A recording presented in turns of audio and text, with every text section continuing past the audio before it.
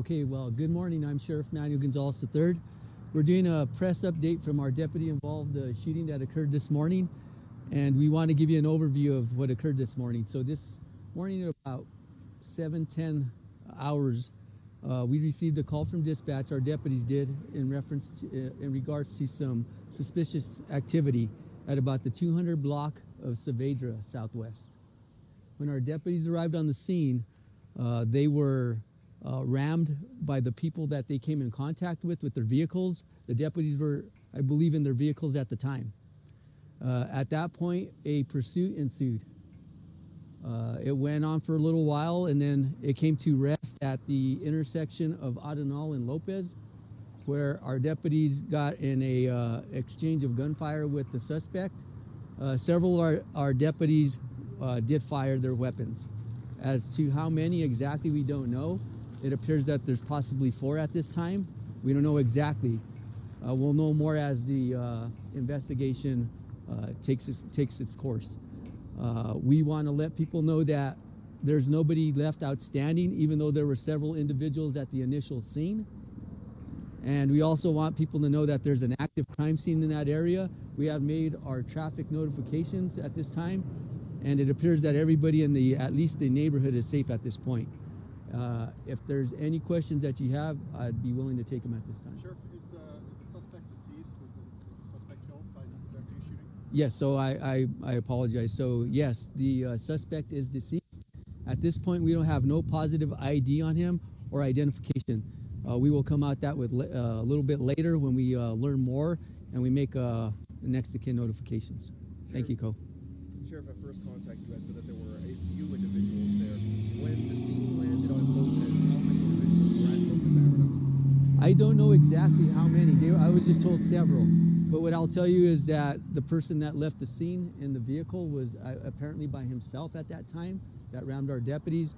I don't know where the rest of the individuals left to. And can we confirm that it was just one person in that car?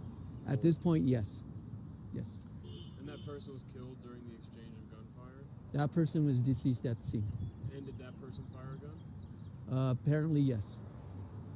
Were any of the deputies hit or hurt in any way? Our deputies at this point are safe. Nobody was struck at the scene. So. And I just want to confirm here, according to deputies, the suspect did fire their weapon. According to what we know at this time, yes, the suspect did fire their weapon. And so, Sheriff, you said there was more people involved in the initial call about the suspicious activity, or any people in custody from that? Not at the initial scene. The thing that escalated at the time was the ramming of the deputies, and that's why the pursuit ensued. Can you elaborate on what the suspicious activity was that deputies were responding to? Apparently, there are several individuals stripping a vehicle in the area, and that was the initial scene that our deputies arrived on. And this is a man who died? Yes, it is. And was SWAT part of the operation, or was it field officers that exchanged the fire and killed? So once our deputies came to arrest and at the scene where the initial shots were fired, apparently that person barricaded themselves in the vehicle, and our SWAT team did arrive on scene, and our SWAT team was also involved in the incident.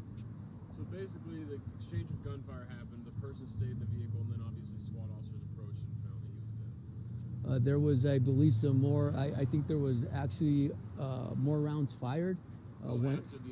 After the initial exchange? And then our SWAT team fired. Our SWAT team arrived. I believe there was some more gunfire, and between the SWAT member and that individual. And when the SWAT team cleared the vehicle, that person was found deceased. So there's 2 separate exchanges of gunfire? I believe so. Was the suspect hit before he ended up barricading himself in the vehicle? At this time, I'm not sure. At this point, they're still investigating.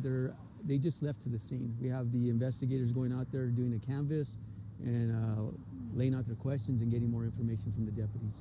Sheriff, it seems that this has become much more frequent in the last year. Is there any worry about your deputies? Always. There's always a concern for me. That's a great question. I mean, for me, my number one concern as a head of agency, and I've had this discussion with other members, other chiefs, other sheriffs, other federal agencies that lead agencies, is that your number one concern is always the safety of your people. And if you can't keep them safe, you can't keep the people safe. Just earlier this week, you've seen another incident that transpired where There was a couple other individual females that fired at our deputies. Same kind of or similar incident that concerns us, and it just seems like it's becoming more frequent. It's happening in the metro area. It seems like it's starting to spread into the county, and it concerns all of us. And more than anything, we're concerned for the citizens. Have you guys thought about steps to try and mitigate this as much as possible? Always. That's part of the reason that we've taken this very proactive position in terms of doing these operations to figure out who's the most violent of the violent in this community, and seeking those people out and making sure that they're held accountable for their crimes. Sheriff, do you know if the vehicle that the suspect was in was stolen? At this point, I don't know that. At this point, I don't know. As we learn more, we'll be able to confirm whether that vehicle was stolen or not. And then can you give us an idea of like the time frame from when the ramming happened to the initial shots to the second round of shots? I mean, was this like all pretty quick, or was this like a longer SWAT situation? How did it all unfold? It's hard for me to say at this time because I know there was a short pursuit. I don't know how long it took. So there was some time that elapsed from the time it started to the time the SWAT team, and there's going to be a delay there. So that whole event could have lasted anywhere from an hour to hour and a half. Any other questions? Sheriff, we'd gotten initial reports that there were 2 suspects in the vehicle. Do we have any idea of where that second suspect could have gone? At this point, I'm only aware of one. He asked if there was more than one suspect in the vehicle. As far as I know, there was only one. That's the briefing I got. Okay, well, thank you, and we'll do a press update later next week or after the people have been interviewed, so I appreciate you guys coming out. Thank you. Thank you, Sheriff. Thank you.